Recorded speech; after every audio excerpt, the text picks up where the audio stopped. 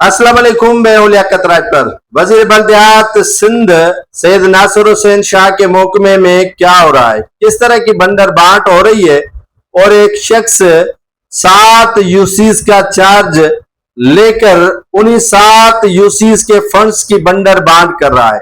Funds मतलब किस तरह यूटिलाइज होते हैं आप और हम अच्छी तरह जानते हैं। अदनान समी के गाने की तरह मैं भी कहूंगा कि ए मेरे मौला मुझे भी लिफ्ट करा दे, मुझे भी 7 यूसीज दिला दे, मुझे भी गाड़ी बंगला दिला दे और उसके साथ साथ कैश दिला दे। तो ये कैश बंगले गाड़ियां आ ही जाएंगी अगर नासिर हुसैन शाह का महकमा चाहेगा तो। अब चलते हैं असल बात पर।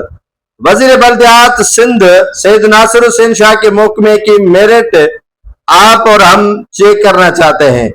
वजीर बल्दियात सिंध नासिर हुसैन शाह के महकमे सिंध के कारनामे यह है कि 11 ग्रेड के एक यूसी सेक्रेटरी को 7 यूनियन काउंसिल के चार्जेस दे दी गई है। शौकत मेमन नामी शख्स को 11 ग्रेड का ये मुलाजिम है और उसे 1 नहीं, 2 नहीं, 3 नहीं, 4 नहीं, 5 नहीं बल्कि 6 भी नहीं 7 यूसीज की चार्जेस दे रखी गई है कि आप भी खाओ और हमें भी खिलाओ और आप भी मौजें करो और हमें भी मौजें कराओ। तो शौकत मेमन वाले मामले को महकमे बल्दियात सिंध के वजीर नासिर हुसैन शाह नजरअंदाज न करे, इस मामले की तहकीकात करे। जरा ने बताया है कि लेन देन के मामला खराब होने पर फिलहाल शौकत मेमन से 7 यूसीज का चार्जेस वापस लेकर